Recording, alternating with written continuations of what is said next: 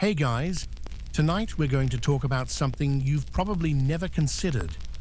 The barbers of the Ottoman Empire weren't just cutting hair, they were holding the threads of power in their hands, one shave at a time. In the sprawling neighborhoods of 16th century Istanbul, where minarets pierced the sky and the Bosphorus glittered under the setting sun, there existed a profession that was far more than it appeared. The Berber, or barber, was not simply a man who trimmed beards and styled mustaches. He was a confessor, a counselor, a keeper of secrets that could shake the foundations of the empire itself. Imagine walking through the narrow, cobblestone streets of the Fatih district on a Tuesday morning in 1565. The air is thick with the smell of strong coffee brewing in tiny copper pots, mixed with the scent of roses from the nearby gardens. You pass merchants selling silk from Bursa, spices from India, and silver from the mines of Anatolia. But your destination is a small shop with a red and white striped pole outside, the universal symbol that transcends time and culture, marking the domain of the barber. The shop is modest, perhaps 10 feet wide, with a low ceiling supported by aged wooden beams. Hanging on the walls are copper mirrors, polished to such a shine that they rival the clarity of modern glass. There are ceramic bowls filled with rosewater, small brass razors with handles of carved bone, and strips of linen for hot towels. The floor is covered with worn rugs, and in the corner sits a mangle, a small charcoal brazier, keeping the water perpetually warm. The barber himself, let's call him Mehmed Effendi, is a man in his 50s. His beard is perfectly trimmed, a testament to his own skill, and his hands are steady, despite decades of work. He wears a simple vest over his shirt and a small turban that marks him as a respected craftsman. When you enter, he greets you with the customary Hoş geldiniz, welcome, and gestures to the worn wooden chair in the center of the room. But this is not just a haircut you're receiving. In Ottoman society, the visit to the barber was a ritual, a social event, and quite often, a political act. You see, the Ottoman Empire at its height was a bureaucratic marvel, stretching from the gates of Vienna to the shores of Yemen, from the coast of Algeria to the borders of Persia.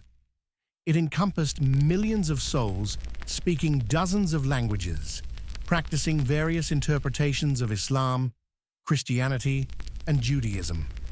Managing such diversity required not just military might and administrative efficiency, but information. Endless streams of information about what people were thinking, planning, plotting. And who better to gather this information than the barbers? Every man in Ottoman society, from the lowest porter to the Grand Vizier himself, visited the barber regularly. Facial hair was not merely fashion, it was identity. A janissary wore his mustache in a particular style. A religious scholar's beard followed specific guidelines. A merchant might adopt the latest trend from the palace. To neglect one's appearance was to announce disorder in one's life, and disorder invited suspicion. So men came to Mehmed Effendi's shop, and as they sat in that chair, with the warm towel wrapped around their face and the razor poised at their throat, they talked. They talked about everything.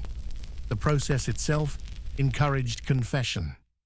First, Mehmed would prepare the face, washing it with warm water scented with orange blossom.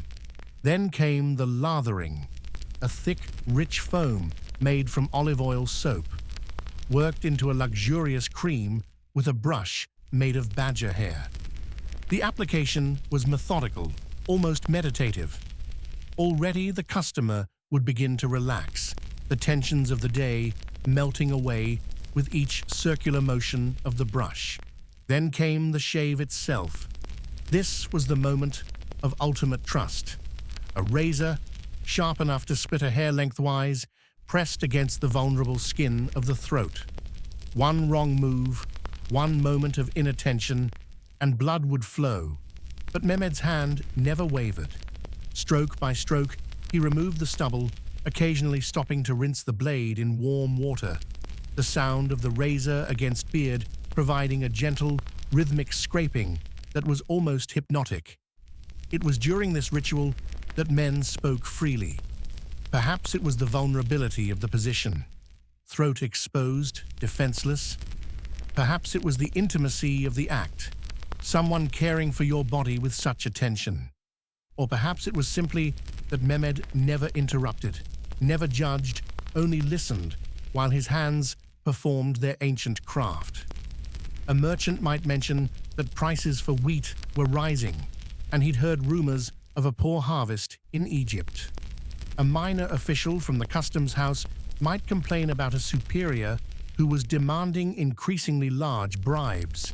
A sipahi, a cavalryman, might express frustration that his taimar, his land grant, was being mismanaged by local administrators, and he suspected corruption.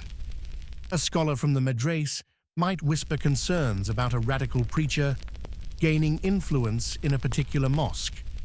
Mehmed heard it all, and he remembered it all. But here's what made the Ottoman barber truly unique in history. They existed within a formal structure. Barbers were organized into a guild, the Berber Esnafı, with its own rules, hierarchies, and responsibilities. This wasn't a loose collection of independent operators. It was a disciplined organization that answered ultimately to the state. Every guild in Ottoman society had a sheikh, a master who oversaw the members, settled disputes, and maintained standards. The barber's sheikh was responsible for ensuring that apprentices were properly trained, that prices remained fair, that no barber brought shame upon the profession.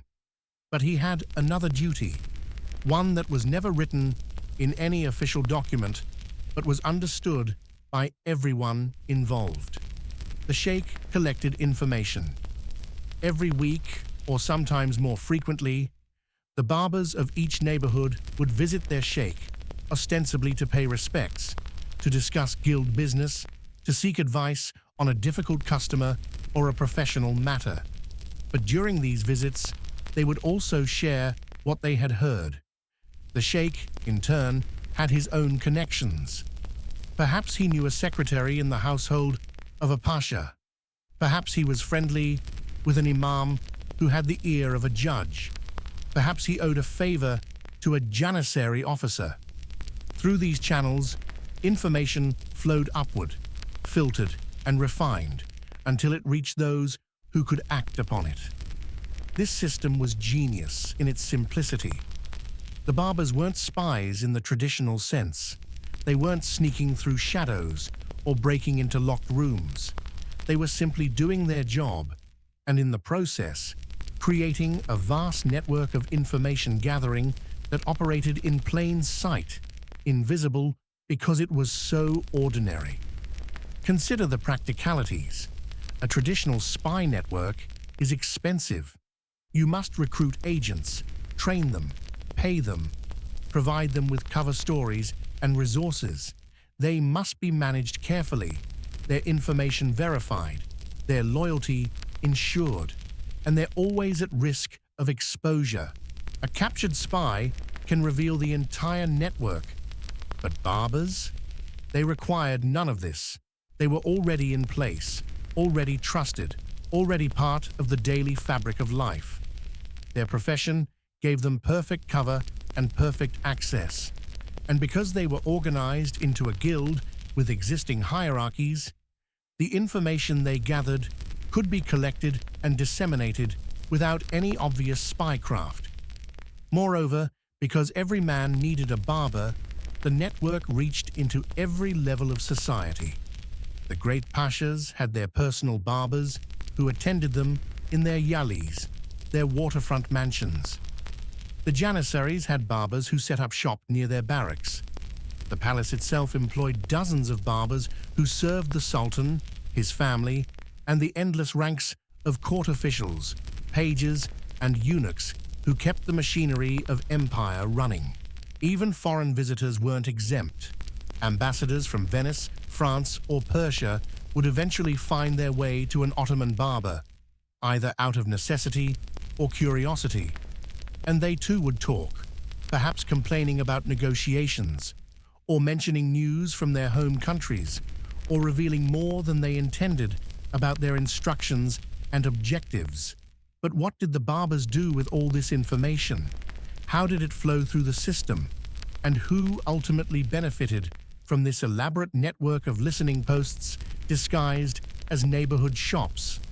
That question leads us deeper into the structure of Ottoman power, into the delicate balance between the Sultan's authority and the practical realities of governing a vast empire, into the world where a casual comment during a shave might set in motion events that would reshape kingdoms. The information that flowed from the barbershops of Istanbul did not simply evaporate into the air or sit idle in the memory of guild masters. It traveled along carefully constructed pathways, each step designed to filter, verify, and direct intelligence to those who needed it most. Understanding this flow requires us to understand the peculiar nature of Ottoman governance itself. The Ottoman state was not a monolithic structure with clear lines of authority. Rather, it was a complex web of competing interests, overlapping jurisdictions, and carefully balanced factions. At the apex sat the Sultan, theoretically absolute in his power. But in practice, the Sultan relied on an enormous bureaucracy to actually govern. And that bureaucracy had its own interests, its own ambitions, and its own methods of gathering and using information. The Grand Vizier, the Sultan's chief minister, maintained what was effectively a parallel court. His household might include hundreds of people: secretaries, advisors, military commanders, religious scholars, and specialists in everything from finance to diplomacy. These men needed information to do their jobs effectively, and they weren't always willing to wait for official reports that might take weeks to arrive from distant provinces. This is where the barber network proved invaluable. Let's trace a specific example of how information might travel from a customer's lips to the halls of power. It's 1574, during the reign of Sultan Murad III. A Greek merchant named Demetrios visits his regular barber, Ali Chelebi, in the Balat neighborhood near the Golden Horn. Demetrios trades in grain, importing wheat from the ports of the Black Sea to feed Istanbul's nearly 500,000 inhabitants. While Ali works a hot towel across his face, Demetrios mentions almost casually that the Crimean suppliers are asking for significantly higher prices this season. The Tatar raids into Poland have been more successful than usual, which means the Crimean Khan has more slaves to sell, which means he's less interested in trading grain at old prices. He wants gold now, not credit. Ali notes this. It's not earth-shattering news, but it's significant. Grain prices affect everything in Istanbul. When bread becomes expensive, people riot.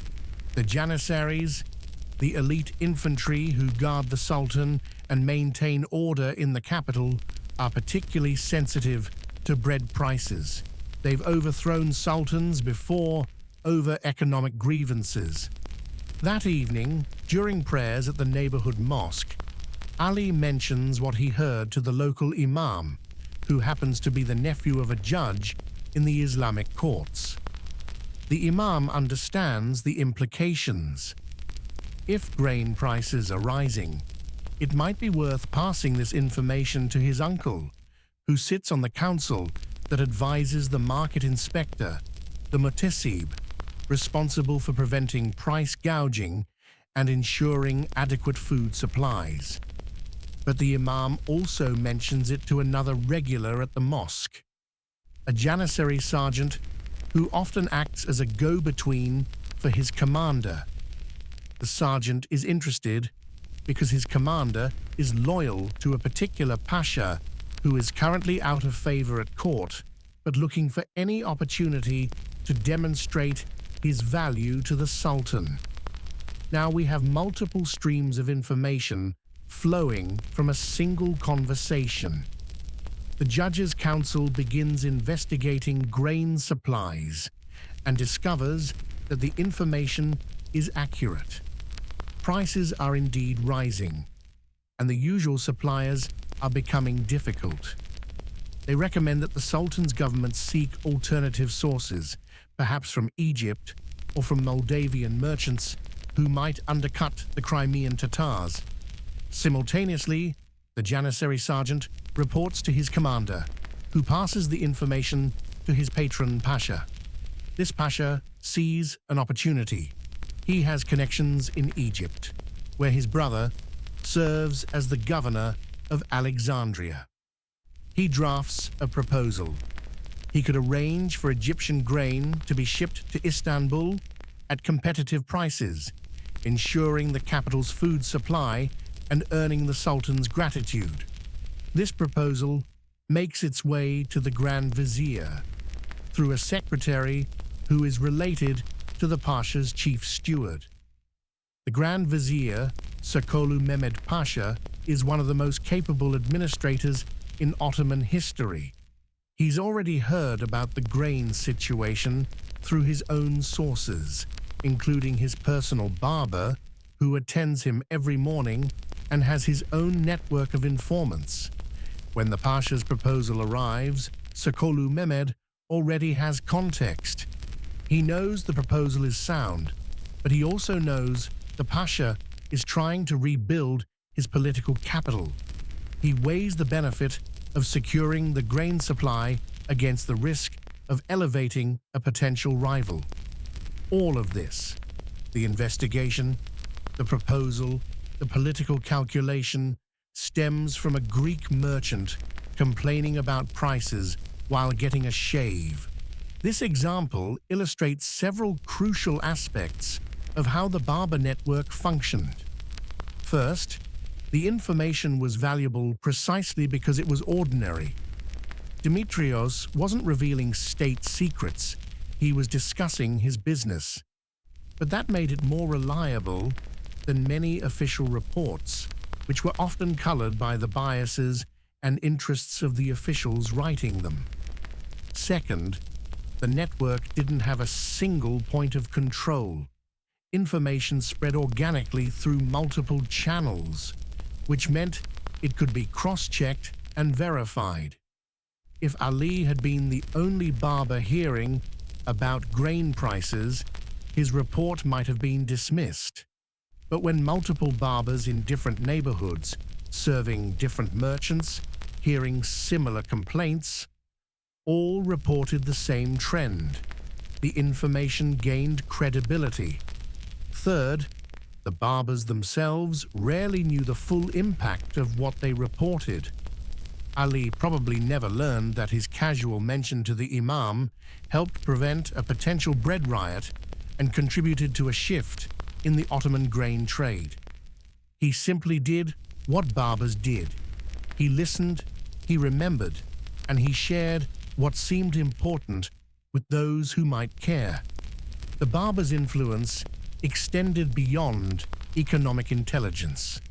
They were particularly valuable for monitoring political sentiment, which in the Ottoman Empire could be a matter of life and death for those in power. The Devshirme system, which recruited Christian boys from the Balkans and converted them to Islam before training them as soldiers or administrators, created a governing class that was entirely dependent on the Sultan for their position. These men, the Janissaries, the palace officials, the provincial governors, had no hereditary claims to power. Their status depended entirely on royal favor, which could be withdrawn at any moment. This created an atmosphere of constant political maneuvering. Factions formed around powerful figures, alliances shifted, rivals schemed against each other, and in such an environment, information about what people were saying, who was meeting with whom, what alliances were forming, this was power itself. The barber shops became informal polling places for public opinion. When a new Grand Vizier was appointed, the barbers would hear within days whether he was respected or mocked, feared or dismissed.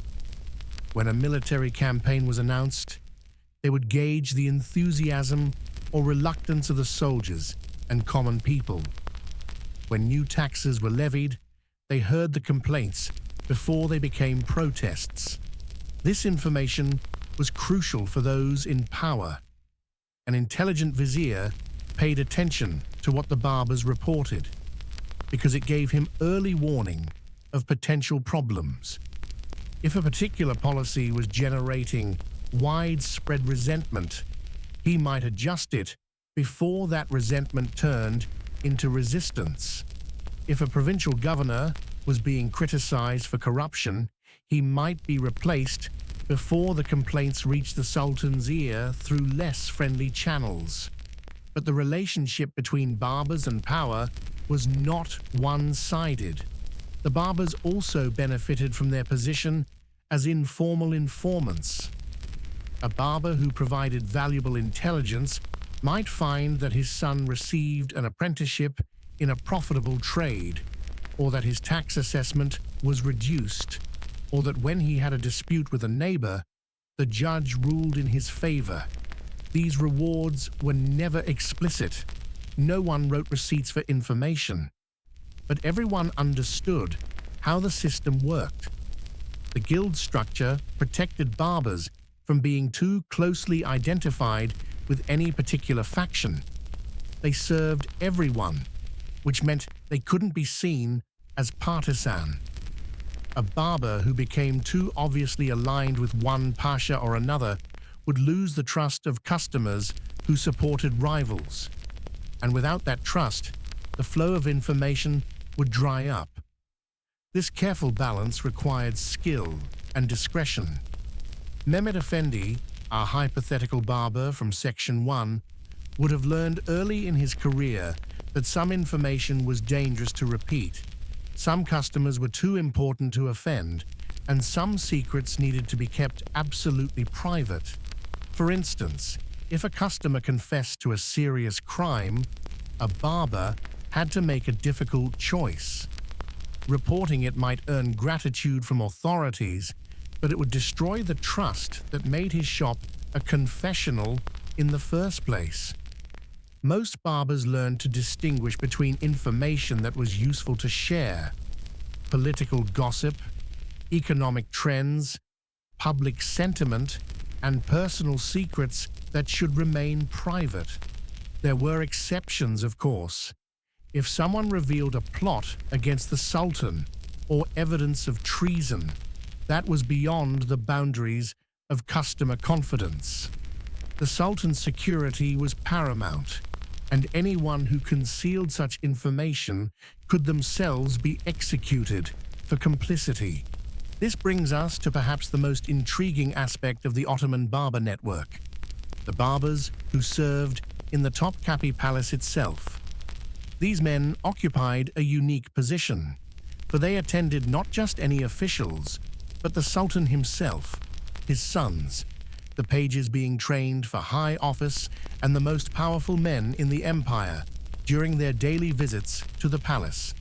The palace barbers were organized into their own separate division, with strict protocols and hierarchies.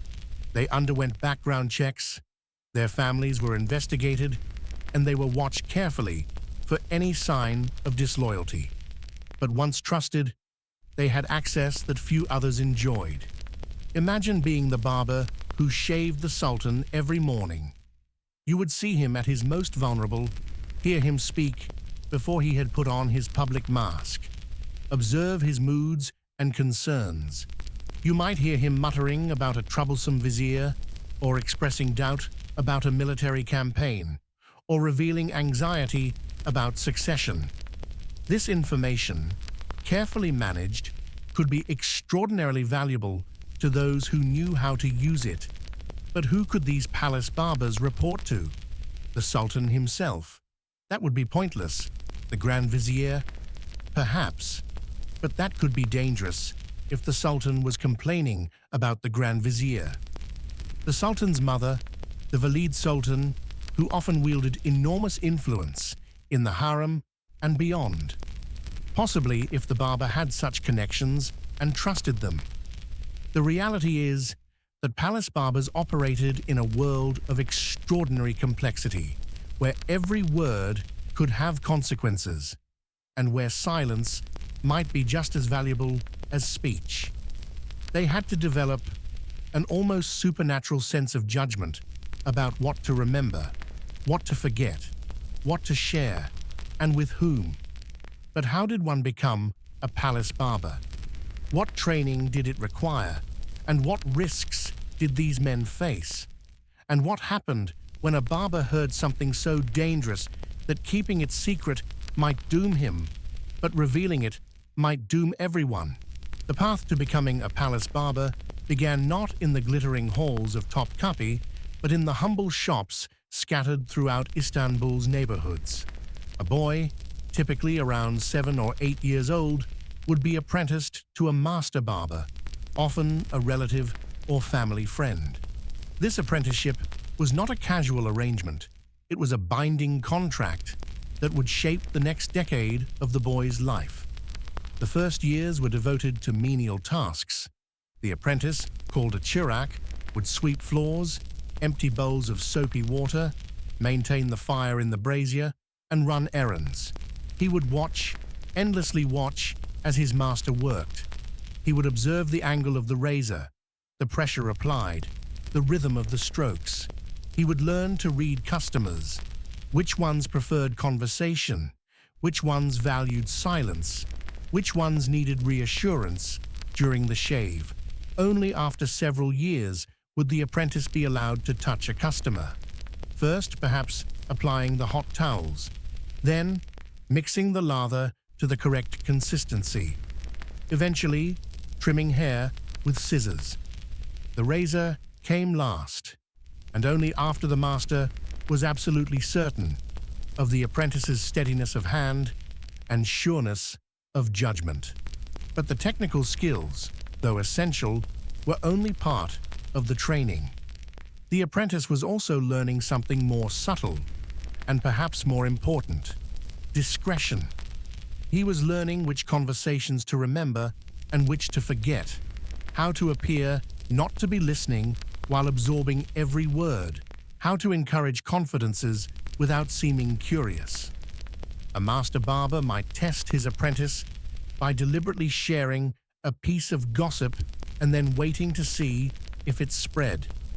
If it did, and the source was traced back to the shop, the apprentice would face severe punishment, not just from his master, but potentially from the guild itself.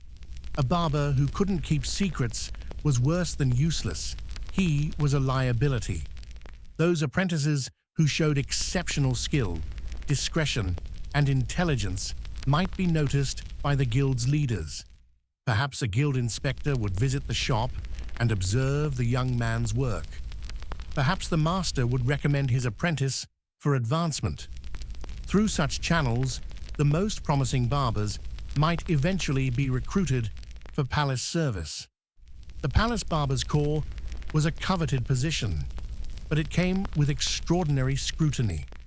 Before being accepted, a candidate's entire background would be investigated. Where was his family from? What was their reputation? Did they have debts? Were there any scandals associated with them? Had anyone in the family ever been accused of a crime or shown disloyalty to the Sultan? Even after passing these investigations, a new palace barber started at the lowest rank, attending to minor officials and young pages. He would be watched constantly by the senior palace barbers, evaluated not just on his technical skills, but on his behavior, his speech, his demeanor. One inappropriate joke, one careless comment, one breach of protocol could end his career before it truly began. Those who proved themselves reliable would gradually be given access to more important clients. Perhaps after 5 years, he might be allowed to attend to mid-ranking officials. After 10 years, if he had demonstrated absolute trustworthiness, he might join the small group of senior barbers who attended the viziers and pashas when they visited the palace.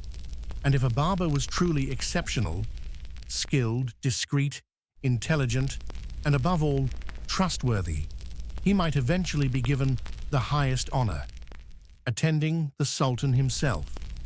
Let's consider one such barber.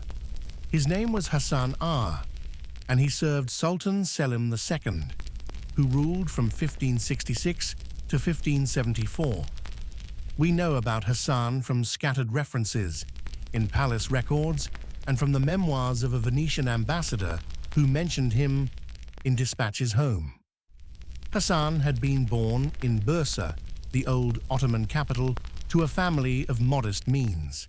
His father was a weaver who supplied silk cloth to palace buyers. Through this connection, and through the reputation of his uncle, who was a respected barber in Istanbul, Hassan had been apprenticed to one of the guild's most distinguished masters. By the time he was 30, Hassan had been working in the palace for 12 years. He had attended hundreds of officials, performed thousands of shaves, and never once had there been a complaint about his work or his conduct. When the previous sultan's chief barber died of fever, Hassan was selected to replace him. This position gave him extraordinary access. Every morning, shortly after dawn prayers, Hassan would enter the sultan's private quarters. Selim II was known to be a cultured man, fond of poetry and wine, perhaps less martially inclined than his father, the legendary Suleiman the Magnificent. Selim appreciated refinement, including the ritual of a perfect shave. During these morning sessions, Selim would sometimes speak freely. He might mention his concerns about the Venetians, who were growing too powerful in the Mediterranean. He might express frustration with his Grand Vizier, the capable but domineering Sokolu Mehmed Pasha. He might reveal anxiety about his sons, wondering which one would succeed him, and whether the empire would tear itself apart in the succession struggle. Hassan heard all of this, and here we arrive at the central tension in the life of a palace barber. What was he supposed to do with such information? The obvious answer would be that he should report everything to someone, perhaps the Grand Vizier, perhaps the Sultan's mother, perhaps the head of palace security.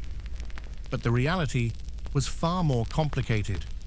First, Selim himself valued the privacy of these morning conversations. Part of why he spoke freely was because he trusted Hassan to be discreet. If Selim discovered that his barber was reporting his every word, that trust would evaporate, and Hassan would likely find himself reassigned to some remote provincial garrison, if not worse. Second, the political implications of reporting the Sultan's private thoughts could be catastrophic. If Hassan reported that Selim had expressed frustration with the Grand Vizier, what would Sokolu Mehmed do with that information?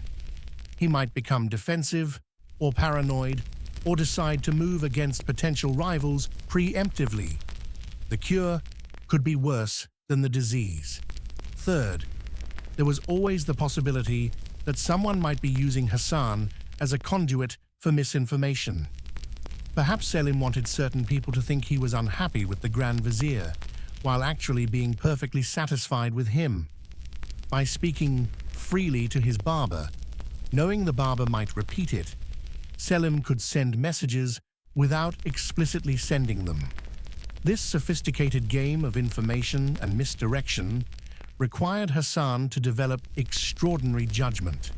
He had to distinguish between idle complaints and serious concerns, between genuine expressions of policy and rhetorical musings, between information that was dangerous to conceal and information that was dangerous to reveal. The Venetian ambassador, who mentioned Hassan in his dispatches, described him as a man of remarkable prudence, who speaks little but hears much, and who is trusted by the Sultan as much as any man can be trusted with another's secrets. This assessment suggests that Hassan navigated these treacherous waters successfully, but not all palace barbers were so fortunate.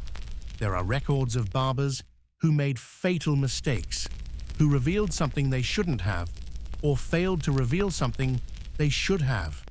In 1622, during the chaotic reign of Osman II, a young and impulsive sultan who attempted to reform the Janissary Corps, a palace barber named Yusuf became caught in deadly political currents. Osman had confided to Yusuf his plans to raise a new army from Anatolia to replace the Janissaries, whom he viewed as corrupt and rebellious. This was extraordinarily dangerous information. The Janissaries were the most powerful military force in the capital, and they had executed sultans before when they felt threatened. If they learned of Osman's plans prematurely, they would almost certainly move against him. Yusuf faced an impossible choice. If he kept silent and the Janissaries somehow discovered that he had known about the plot, he would be executed as a conspirator. If he revealed what he knew, he would be betraying the Sultan's confidence. And if Osman survived and learned of the betrayal, Yusuf would face execution anyway.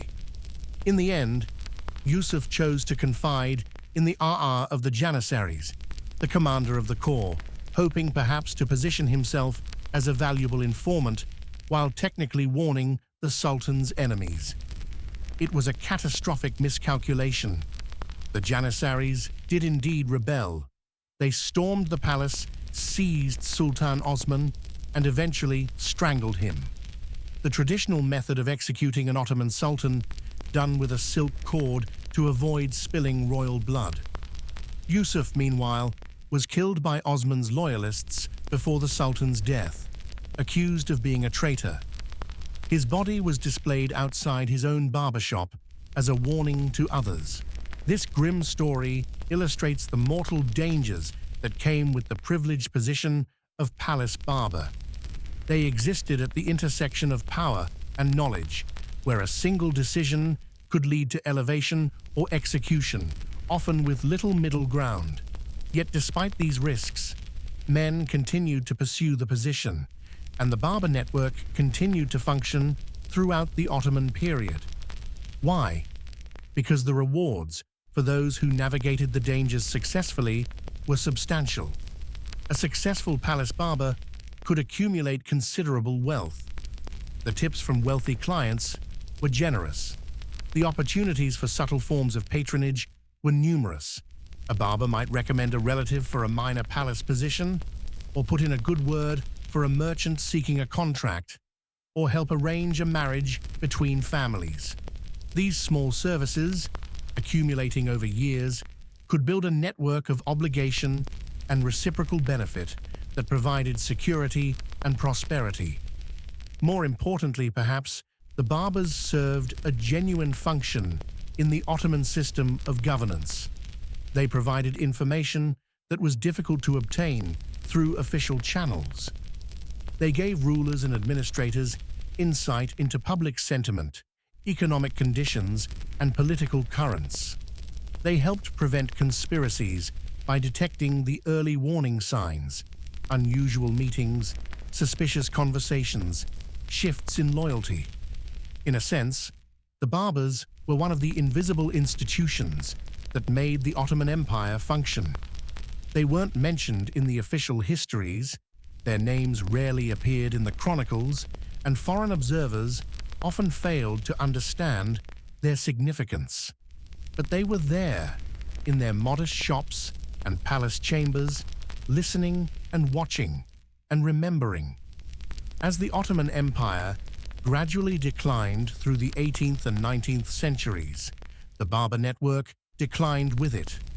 The introduction of European-style bureaucracies with their formal intelligence services and official reporting structures, made the informal network of listening barbers seem quaint and outdated. The guild system itself weakened as the empire modernized, losing its monopolies and its traditional privileges. By the early 20th century, when the empire finally collapsed after World War I, the old Ottoman barber, the keeper of secrets, the informal spy, the trusted confidant, had become a historical curiosity, remembered in folk tales and popular histories, but no longer a living institution. Yet something of their legacy persists. Even today, in Turkey and throughout the former Ottoman lands, the neighborhood barber remains a figure of some importance. Men still gather in barbershops to talk, to exchange news, to share opinions.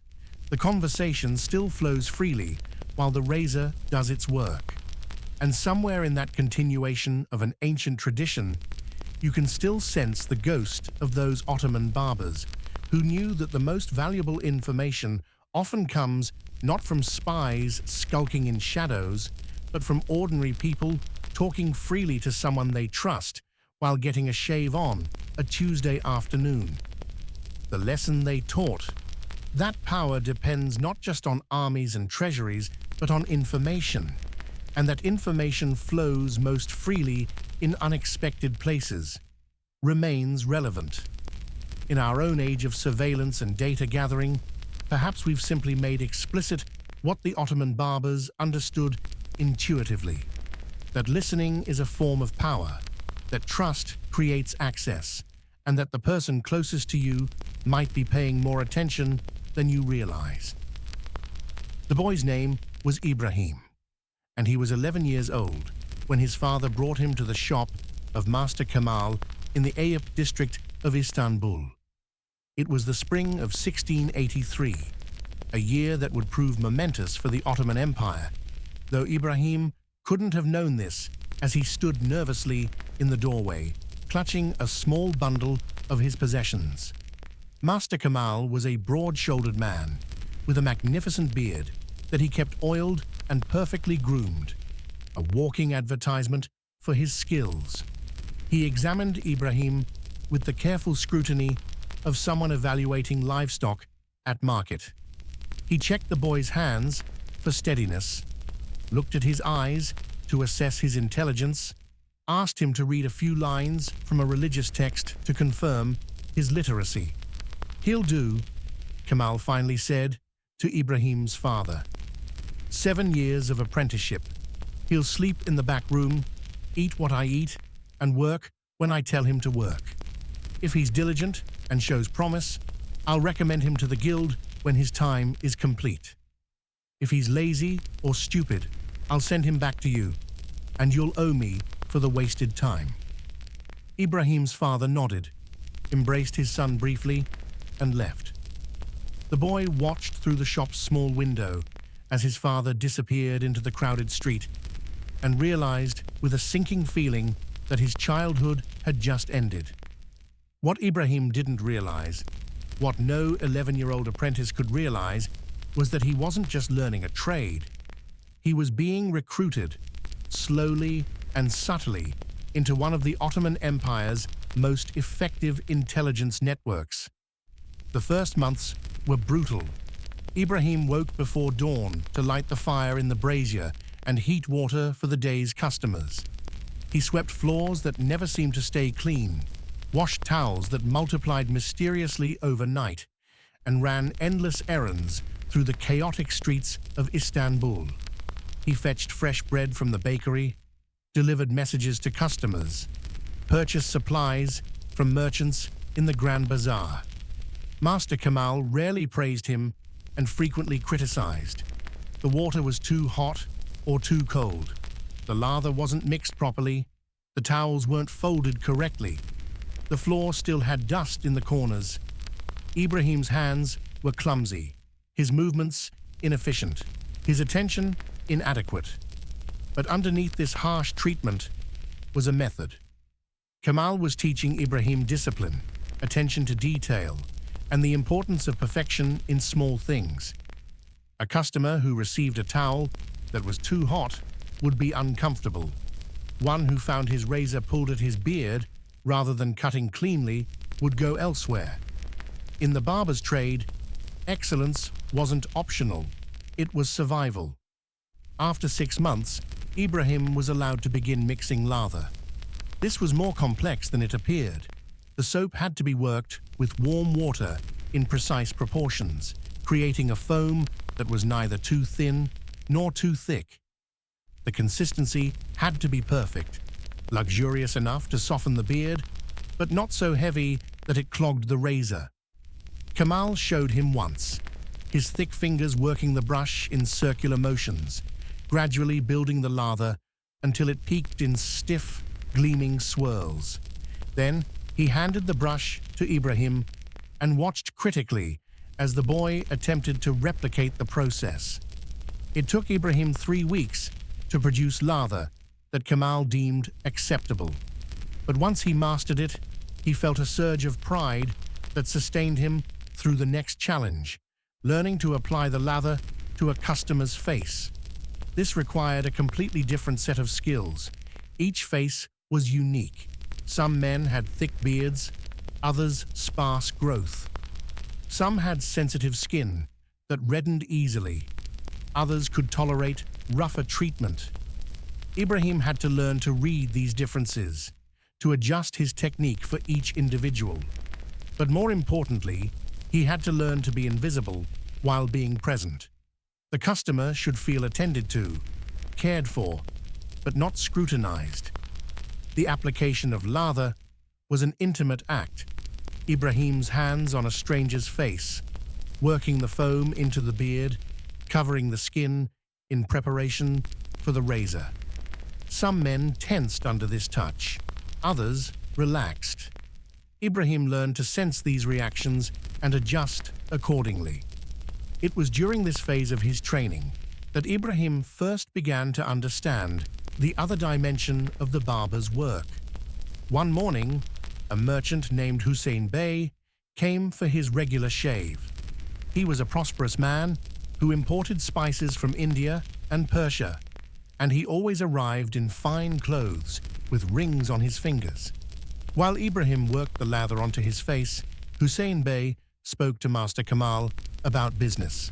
"The shipment from Basra is delayed," Hussein Bey said. "My agent writes that the governor there is demanding additional taxes, taxes that weren't agreed upon, taxes that have no legal basis. It's simple extortion." Master Kamal made sympathetic sounds while preparing his razor. "The governor of Basra, you say? That would be Mustafa Pasha, isn't it?" "Yes, that corrupt son of a dog. Everyone knows he bought the position with bribes. Now he's trying to recoup his investment by bleeding merchants dry." "Difficult times," Kamal agreed, beginning the shave with smooth, practiced strokes. "Though I've heard that the Grand Vizier is paying more attention to provincial governors lately. Perhaps if the right people knew about these irregular taxes." Hussein Bey's eyes, visible above the lather, showed interest. "You think so? Who would I speak to? I'm just a merchant. I don't have access to viziers." "Ah, but information has its own channels," Kamal said cryptically. "Sometimes a word in the right ear reaches surprising heights." After Hussein Bey left, satisfied with his shave and somewhat comforted by Kamal's vague promises, the master barber turned to Ibrahim. "What did you hear?" he asked. Ibrahim, who had been cleaning the lather bowl, looked up in surprise. "Sir? The conversation. What did you hear?" I wasn't listening, Master. I was focused on my work." Kamal nodded approvingly. "Good answer. Never appear to be listening. But you must always listen. Now tell me what you remember of what was said." Hesitantly, Ibrahim recounted the conversation about the governor of Basra and the irregular taxes. "Good," Kamal said. "Now, why did Hussein Bey tell me this?" Ibrahim thought carefully. "Because he wanted your help?" More specifically, he wanted me to pass the information to someone who could act on it. Merchants like Hussein Bey are not fools. They know that barbers hear things, and that what we hear sometimes reaches important ears. By complaining to me, he's hoping that his complaint will find its way to the Grand Vizier's attention and that something will be done about this corrupt governor. Will you tell someone? Ibrahim asked. Perhaps, if I judge the information credible and important enough. But first, I need to verify it. One merchant's complaint could be legitimate grievance or personal vendetta. I need to hear the same story from other sources before I pass it along. This was Ibrahim's introduction to the intelligence function of the Barber Network. Over the following months and years, he received a different kind of education alongside his technical training. Kamal taught him to categorize information. Some things were merely gossip, entertaining but useless. Some were personal confidences that should never be repeated. Some were economically significant, like Hussein Bey's complaint about irregular taxes. Some were politically important, like grumbling among janissaries about delayed pay. And some, though these were rare, were urgently critical, like hints of conspiracy or treason. He learned to verify information by cross-referencing. If one customer mentioned grain shortages, Kamal would listen carefully to see if other customers, bakers, other merchants, tavern keepers mentioned the same problem. Multiple independent sources made information credible. He learned to distinguish between what people said and what they meant. A customer who praised the Grand Vizier extravagantly might actually be signaling his membership in the Vizier's faction, seeking to identify allies. A customer who carefully avoided mentioning a particular official might be revealing more by his silence than others did by speaking. He learned to remember without appearing to remember. This was perhaps the most difficult skill. Ibrahim had to absorb conversations while giving his full attention to his work, file away names and details without writing anything down, and recall specifics days or weeks later when Kamal asked him about a particular customer. Most importantly, he learned discretion. There were customers whose conversations were never discussed, even between Kamal and Ibrahim when they were alone in the shop. There were topics that, if mentioned, should be forgotten immediately. There were names that should never pass their lips outside the shop's walls. By the time Ibrahim was 14, he was allowed to perform complete shaves under Kamal's supervision. By 15, he could handle most customers independently. And by 16, he was being sent on special errands that had nothing to do with barbering. Go to the shop of Master Osman in Galata, Kamal would tell him. Tell him I send greetings and mention that our mutual friend, you know who I mean, has been asking about his nephew's health. Ibrahim would make the journey across the Golden Horn to the Galata district, deliver the message, and return with Osman's reply, which might seem equally innocuous. Master Osman thanks you for your concern and reports that the nephew is recovering well, though the doctor suggests continued rest. Only gradually did Ibrahim realize that these messages were coded communications between barbers, passing information through the network. Our mutual friend might refer to a particular official. The nephew's health might relate to a political situation. Continued rest might mean that whatever was being monitored required further observation before action. The system was elegant in its simplicity. Anyone intercepting these messages would hear nothing but banal pleasantries. But for those trained to understand the code, significant information was being transmitted across the city without ever committing sensitive details to writing. In 1683, the year Ibrahim began his apprenticeship, the Ottoman Empire launched its second siege of Vienna. Grand Vizier Kara Mustafa Pasha led a massive army northward, intending to capture the Habsburg capital and extend Ottoman dominion deep into Central Europe. It was an ambitious campaign, perhaps too ambitious. The Barbers of Istanbul heard about the campaign's progress in fragments. Soldiers on leave would mention supply problems. Merchants with contacts in Hungary would report on the siege's slow progress. Letters from officers to their families, read aloud by literate friends in the neighborhoods, would hint at tensions between the Grand Vizier and his subordinate commanders. Kemal listened to all of it, and Ibrahim watched him listen. The master barber's expression never changed, but Ibrahim could sense his growing concern. The information flowing through the shop suggested that the Vienna campaign was not going as planned. Then, in September, came the catastrophic news. The siege had been broken by a relief army led by the Polish king, John Sobieski. The Ottoman forces had been routed. Thousands were dead. The army was retreating in disorder, leaving behind its artillery and supplies. When Kara Mustafa Pasha returned to Istanbul in December, disgraced and desperate, every barber in the city knew his fate was sealed. The whispers in the shops all told the same story. The Sultan was furious. The defeat was unforgivable. Someone would pay for this disaster. On December 25th, 1683, in the city of Belgrade, Kara Mustafa Pasha was executed by strangulation.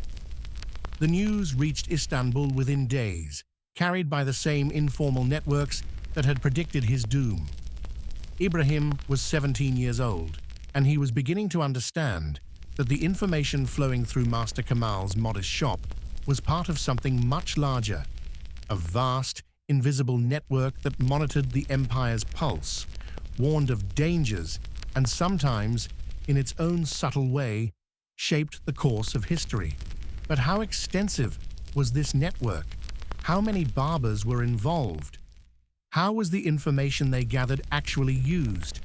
And what happened to apprentices like Ibrahim when they completed their training and became masters themselves? Ibrahim completed his apprenticeship in the spring of 1690, 7 years after that first nervous morning in Master Kemal's shop. He was 18 years old, and he had become something his younger self could never have imagined. A skilled craftsman, a careful observer, and a trusted link in a chain of information that stretched across the Ottoman Empire. The ceremony marking the completion of his apprenticeship was modest but significant. It took place in the Guild Hall, a stone building near the Süleymaniye Mosque that served as the administrative center for Istanbul's barbers. Perhaps 40 men attended, masters from various districts, senior apprentices nearing their own completion, and guild officials whose authority was recognized by the Sultan's government. The guild sheikh, an elderly man named Ahmed Effendi, who had served as a barber for nearly 50 years, presided over the ceremony. Ibrahim stood before him while Ahmed Effendi examined the work he had done on a volunteer customer, one of the guild members who had agreed to receive a shave from the graduating apprentice. Ahmed Effendi inspected the shave with meticulous attention, running his fingers along the customer's jaw and neck, checking for any missed spots or razor burn. He examined the neatness of the mustache trim, the evenness of the sideburns, the precision of the neckline. Finally, he nodded his approval. "The technical skill is satisfactory," he announced. "Now, let us discuss what else you have learned." What followed was not a public examination, but a private conversation in a small room adjacent to the main hall. Only Ahmed Effendi, Master Kemal, and 2 other senior guild officials were present with Ibrahim. Ahmed Effendi's questions were careful and oblique. If a customer tells you something that concerns him deeply, how do you respond? "I listen attentively," Ibrahim answered. "I show sympathy, but do not pry." I let him speak at his own pace, and I remember what he says without appearing to memorize it. And if two customers tell you contradictory things about the same matter, I note both accounts and seek additional information before drawing conclusions. One or both may be wrong, or they may be describing different aspects of the same situation. If a customer confesses to a crime, it depends on the crime, a minor offense, a personal matter that remains between him and Allah. But if it concerns treason or poses danger to the Sultan or the public peace, that must be reported through proper channels. And what are those proper channels? Through my master, who consults with the guild sheikh, who determines whether the matter requires attention from higher authorities. Ahmed Effendi nodded slowly. You understand the boundaries of your responsibility. Good. Now, suppose a customer asks you directly what another customer has said. How do you respond? I tell him that all conversations in my shop are private and that he can speak freely, knowing that his words will not be repeated to others, even if the customer asking is a powerful official. Even then, if I gain a reputation for revealing what customers tell me, they will stop speaking freely, and I will lose the trust that makes my shop valuable to them and to those who might benefit from what I hear. This last answer seemed to satisfy Ahmed Effendi particularly. He exchanged glances with the other guild officials and then spoke formally. Ibrahim, son of Mehmed, you have completed your apprenticeship satisfactorily. You are now recognized as a Khalfa, a journeyman barber, entitled to work independently and to take apprentices of your own when you have established yourself. Serve your customers with skill and discretion. Honor the guild and uphold its standards. And remember always that what you hear is as important as what you do. With that, Ibrahim's apprenticeship was complete. But his education in the intelligence network was only beginning. Master Kamal helped Ibrahim establish his own shop in the Fatih district, not far from Kamal's own establishment. The location was deliberate. Fatih was a mixed neighborhood with merchants, minor officials, religious scholars from the nearby mosque complexes, and working people of various trades.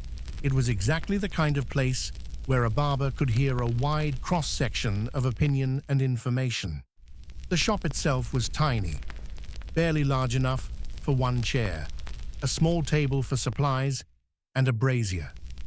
Ibrahim's first apprentice, a 10-year-old boy named Mustafa, slept in the back corner. But despite its modest size, the shop quickly became profitable. Ibrahim had learned his craft well, and word spread that the young barber in the Fatih district had steady hands and charged fair prices. More importantly, Ibrahim began to understand the larger structure of the network he had joined. The Barber Guild in Istanbul comprised approximately 300 active masters, each with an average of 2 apprentices. That meant roughly 900 barbers and apprentices operating across the city at any given time. Not all were involved in the intelligence function. Some shops served only their immediate neighbors and had no contact with guild leadership beyond paying dues and attending occasional meetings. But perhaps a third of the masters, roughly 100 men, formed the core of the information network. These were barbers whose shops occupied strategic locations, near the palace, near military barracks, in merchant districts, in neighborhoods where foreign traders congregated, near the homes of important officials. These core network members met regularly with their district coordinators, experienced masters who had proven their reliability and judgment over many years. Master Kamal was one such coordinator, responsible for gathering information from perhaps 10 other barbers in his area. The district coordinators, in turn, reported to the guild sheikh Ahmed Effendi. But Ahmed Effendi's role was not merely administrative. He served as the primary interface between the Barber network and the Ottoman government's formal intelligence apparatus. Ibrahim learned about this structure gradually, through conversations with Master Kemal and through his own observations at guild meetings. What he came to understand was that the Barber network operated on several different levels simultaneously. At the most basic level, individual barbers simply listened to their customers and remembered what they heard. Most of this information went nowhere. It was merely the background noise of daily life in a great city.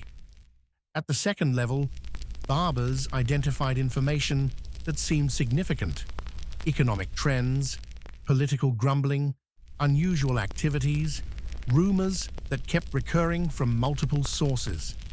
This information was passed to district coordinators during regular guild meetings or through apprentices like Ibrahim had been, carrying innocuous messages that actually contained coded intelligence.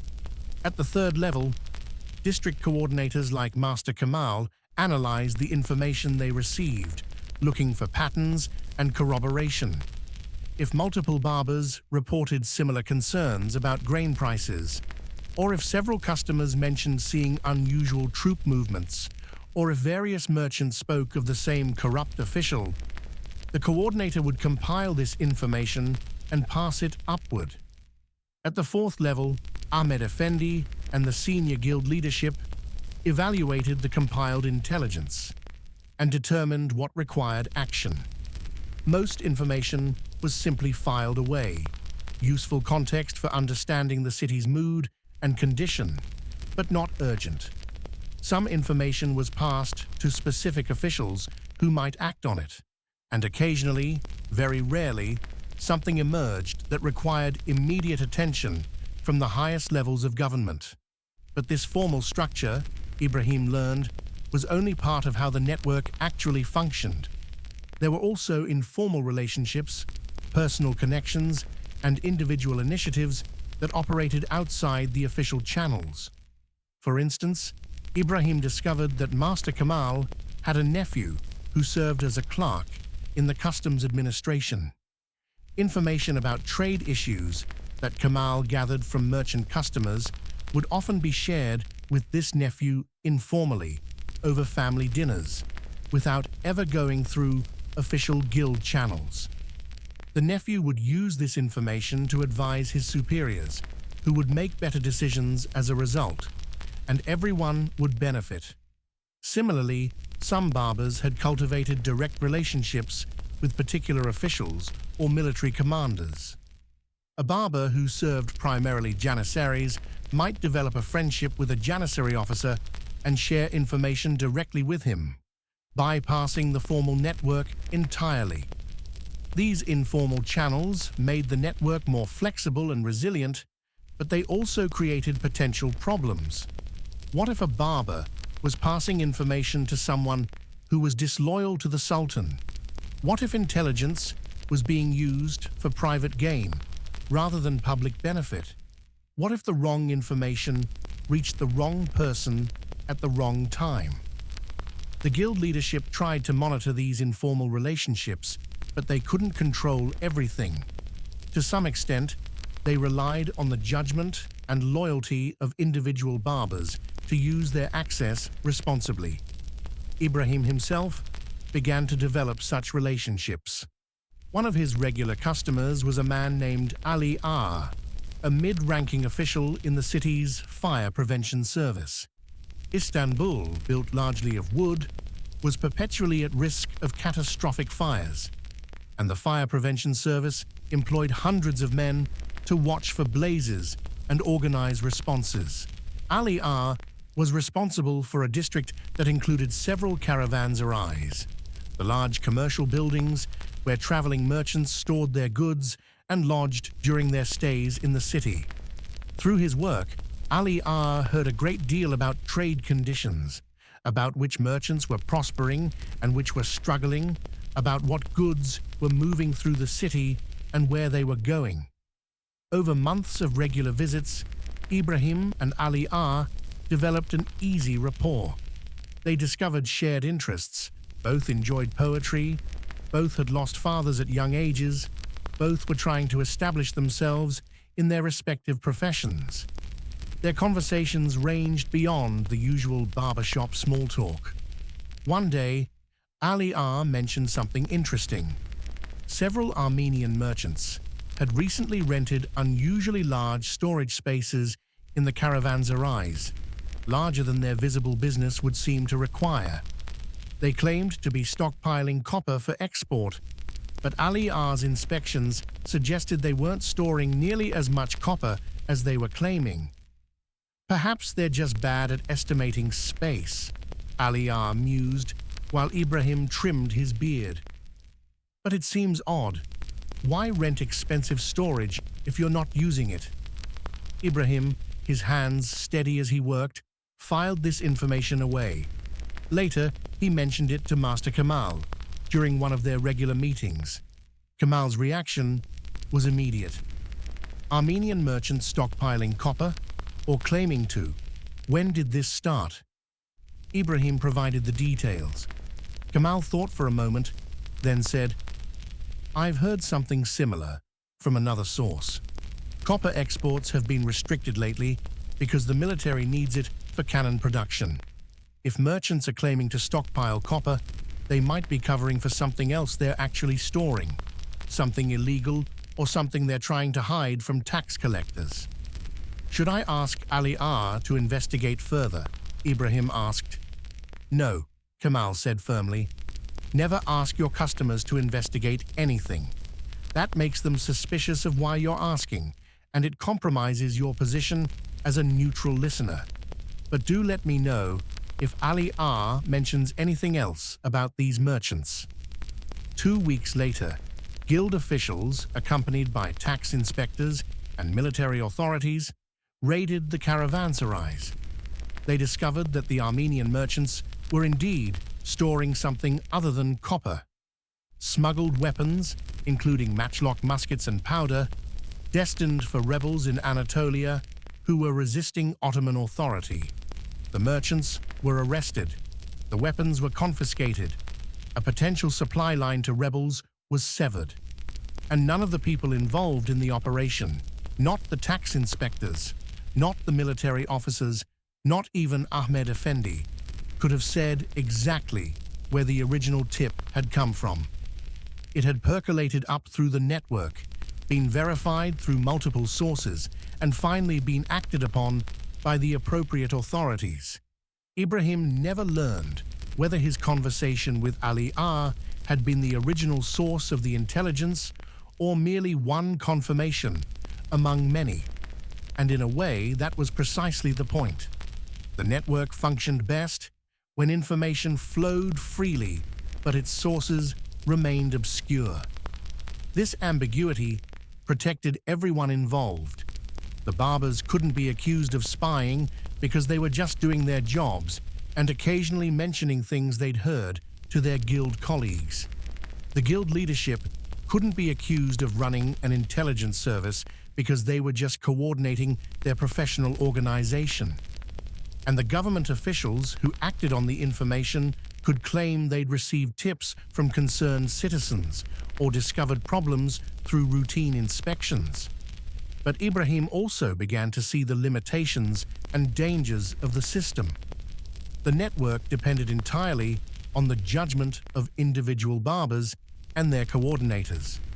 If someone had poor judgment, or if they had personal agendas, or if they were corrupt, the intelligence they provided could be misleading or dangerous. Moreover, the informal nature of the network meant there were few protections for those involved. If a barber passed along information that proved embarrassing to a powerful person, or if he was perceived as knowing too much about sensitive matters, he could face retaliation with little recourse. Ibrahim witnessed this firsthand when a barber named Suleiman, who operated a shop near the Topkapi Palace, ran afoul of a powerful eunuch in the imperial household. Suleiman had apparently passed along information about corruption in the harem's supply contracts, information that was accurate but that implicated the eunuch's subordinates. The eunuch couldn't directly punish Suleiman for reporting corruption, as that would be an admission that the corruption existed. Instead, Suleiman found himself facing a series of seemingly unrelated problems. His shop's lease was suddenly challenged by someone claiming prior rights to the property. He was accused of adulterating his soap, a charge that brought guild inspectors to examine his supplies. His eldest son, who was applying for a position as a palace page, was rejected without explanation. Within 6 months, Suleiman had closed his shop and left Istanbul for a provincial town where his brother lived. The message was clear: some knowledge was dangerous, and the network could not always protect those who possessed it. Yet despite these risks, the network persisted and even expanded. By the 1690s, when Ibrahim was establishing himself as a master barber, the guild had begun training apprentices more systematically in the intelligence function. The old system of learning through observation and osmosis was being supplemented with more explicit instruction. Senior masters like Ahmed Effendi had begun conducting what amounted to seminars for promising apprentices, teaching them not just barbering techniques, but information management, how to remember details, how to evaluate sources, how to recognize significant patterns in the noise of daily gossip, how to protect themselves while still being useful to the network. This formalization reflected the changing nature of the Ottoman state. The empire was beginning its long decline from the peak of its power, facing military setbacks in Europe and economic challenges throughout its territories. The government needed better intelligence to manage these growing problems, and the barber network was evolving to meet that need. But this evolution also raised new questions.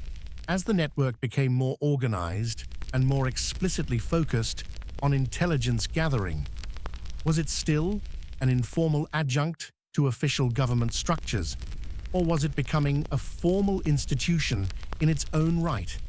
And if it was becoming formalized, what would happen to the trust and spontaneity that had always been its greatest strengths? By 1695, Ibrahim had established himself as one of the most respected young barbers in the Fatih district. His shop, though still modest, had developed a loyal clientele. His apprentice Mustafa was progressing well in his training, and Ibrahim himself had been invited to serve as a district coordinator, taking over some of Master Kamal's responsibilities as the older man gradually reduced his workload. It was in this new role that Ibrahim began to see the full complexity and the growing problems of the Barber intelligence network.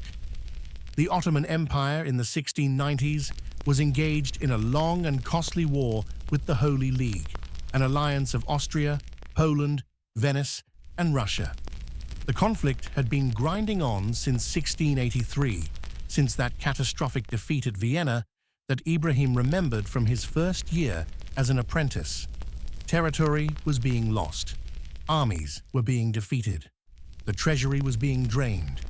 These distant military disasters had very concrete effects on daily life in Istanbul. Taxes increased to pay for the war. Food prices rose as agricultural regions were disrupted by fighting. Young men were conscripted in unprecedented numbers.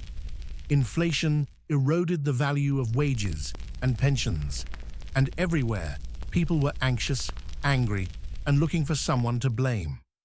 The barbershops heard all of this discontent.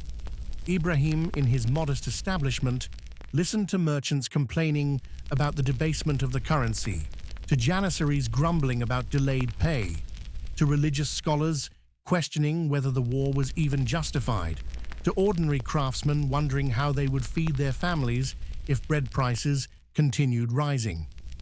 As a district coordinator, Ibrahim was responsible for collecting similar reports from 9 other barbers in his area and synthesizing them into coherent intelligence for the guild leadership. What he discovered was alarming. The city was seething with discontent, far beyond what the authorities seemed to realize.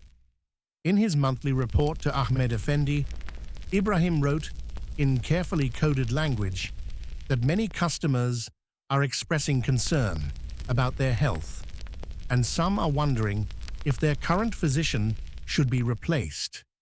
Translated, this meant that public dissatisfaction with the government was widespread, and that some people were beginning to question whether the current leadership should be removed. Ahmed Effendi read the report with a grim expression. "You're not the only one reporting this," he told Ibrahim during a private meeting in the guild hall. "Every district coordinator is hearing similar sentiments. The question is, what do we do with this information?" This was the dilemma facing the barber network. Its traditional function had been to provide early warning of specific problems: a corrupt governor, a plot against the Sultan, economic disruptions that required attention. But now the problem wasn't specific, it was systemic. The entire empire was under stress, and that stress was generating widespread popular dissatisfaction. If the network reported this honestly, what could the government do? The causes of the discontent, military defeats, economic crisis, inflation, high taxes, couldn't be easily remedied. The war couldn't simply be ended. The empire's enemies sensed weakness and were pressing their advantages. The fiscal problems couldn't be solved without either reducing military spending, which would mean accepting more defeats, or raising more revenue, which would fuel more discontent.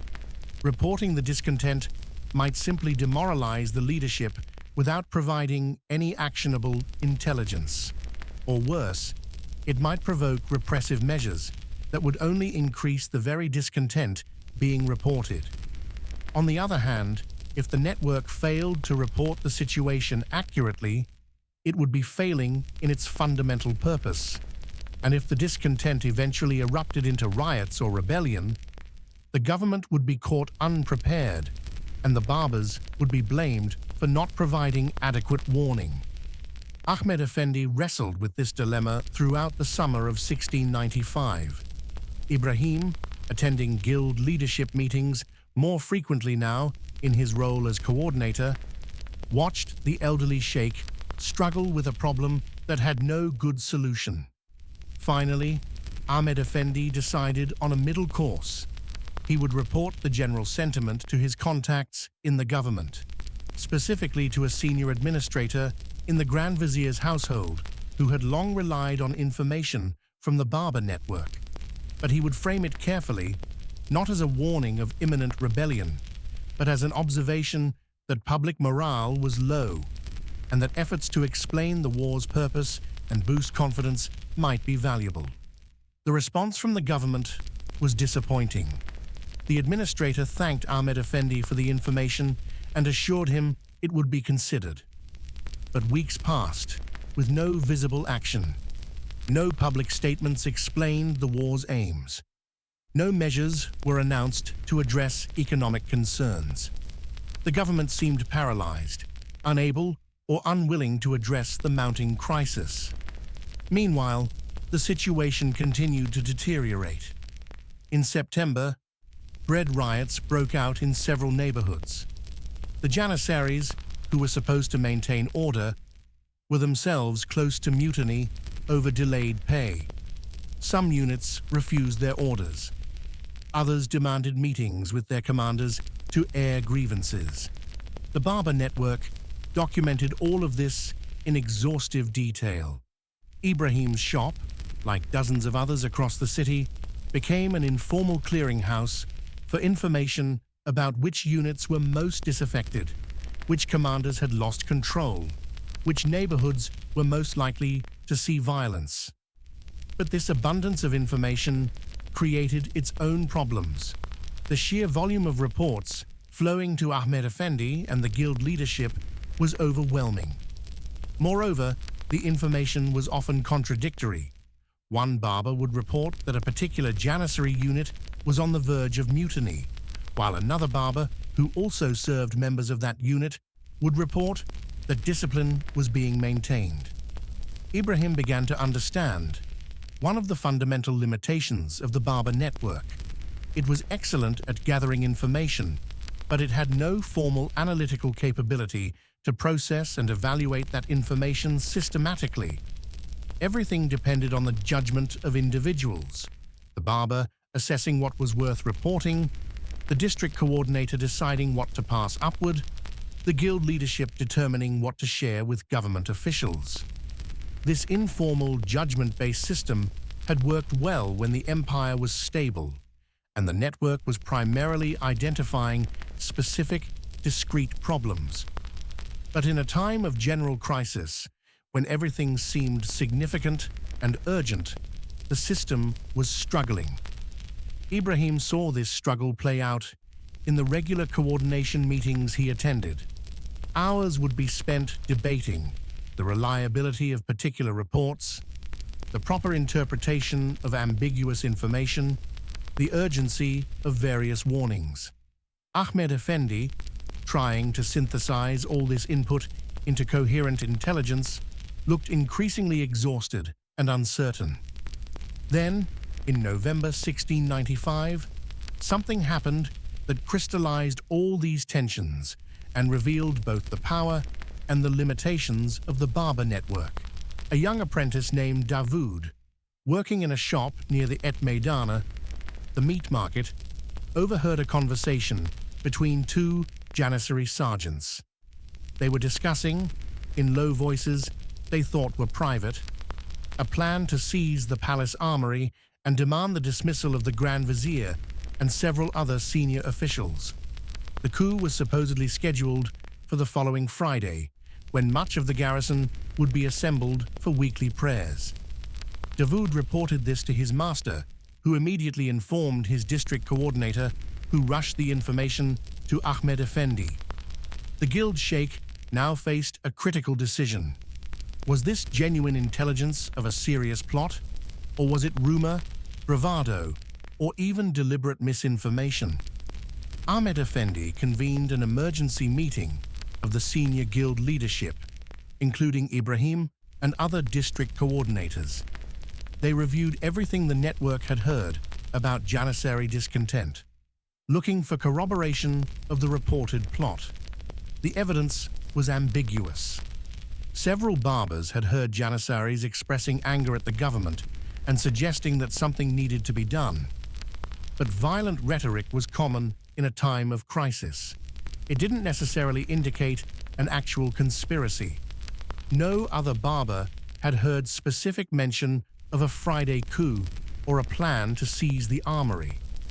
On the other hand, the two sergeants Davoud had overheard were from different units, which suggested coordination across the garrison. And the timing, Friday during prayers, was tactically sensible for a coup attempt. After hours of debate, Ahmed Effendi made his decision. He would report the potential plot to his government contact, but he would clearly indicate the uncertainty of the intelligence. He would present it as a possibility requiring investigation, not a confirmed conspiracy requiring immediate action. The message was delivered that evening. By midnight, palace guards had quietly reinforced the armory. The two Janissary sergeants Davoud had overheard were discreetly arrested and interrogated. Additional security measures were implemented for Friday prayers. Friday came. Nothing happened. The prayers proceeded normally. No coup attempt materialized. The city remained tense, but peaceful. Had there actually been a plot that was deterred by the preemptive security measures, or had the whole thing been nothing more than angry talk that Davoud had misinterpreted? No one could say with certainty. The two arrested sergeants claimed they had been joking, blowing off steam, never seriously planning anything. Under interrogation, which in the Ottoman system could be quite harsh, they provided no evidence of a broader conspiracy. They were eventually released with warnings and transferred to frontier garrisons far from Istanbul. Ahmed Effendi was commended for his vigilance by the government administrator who received his report. The Barber network had potentially prevented a coup, or at least had provided warning that allowed security measures to be implemented. It was, on the surface, a success. But Ibrahim, reflecting on the incident, felt profoundly troubled. What if there had been no plot? Then 2 men had been arrested, interrogated, and exiled based on overheard conversation that might have been nothing more than frustrated venting.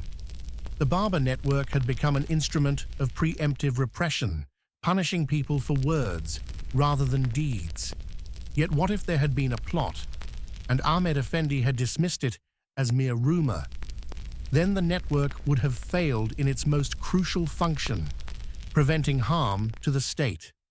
The consequences could have been catastrophic. This was the impossible position the network increasingly found itself in. Damned if it reported unverified intelligence that turned out to be wrong. Damned if it failed to report intelligence that turned out to be right. Ibrahim raised these concerns at a coordination meeting a few weeks later. "We're becoming afraid of our own effectiveness," he argued. "Every conversation in every shop is now being scrutinized for signs of disloyalty or conspiracy. Our customers are starting to watch their words around us, which defeats the entire purpose of the network." Master Kamal, now semi-retired, but still attending important meetings, nodded agreement. "I've noticed the same thing. Men who used to speak freely now make careful, innocuous conversation. They're starting to suspect that we're listening for more than just companionship." Ahmed Effendi sighed heavily. "Perhaps that's inevitable. The empire is in crisis, and in times of crisis, everyone becomes suspicious of everyone else. We can't stop being vigilant simply because it makes people uncomfortable." "But if people stop talking to us honestly," Ibrahim persisted, "then we hear nothing but carefully constructed performances. The network becomes useless. Or worse, it feeds us false information that people want us to hear." This debate, between the imperative of vigilance and the necessity of trust, would continue throughout the remaining years of Ibrahim's career as a barber. It was never fully resolved, because it couldn't be resolved. It was an inherent tension in the nature of the network itself. As the 17th century gave way to the 18th, the Barber intelligence network gradually evolved. It became more formalized, with clear reporting structures and more systematic training for apprentices in information gathering. But this formalization came at a cost. The spontaneity and naturalness that had been the network's greatest strength slowly eroded. By the time Ibrahim became Guild Sheikh in 1710, succeeding the aged Ahmed Effendi, the barbershops of Istanbul were still places where men gathered to talk and share news. But there was a new wariness in those conversations, a sense that words had weight and consequences, that speaking freely carried risks. The network continued to function throughout the 18th century and into the 19th.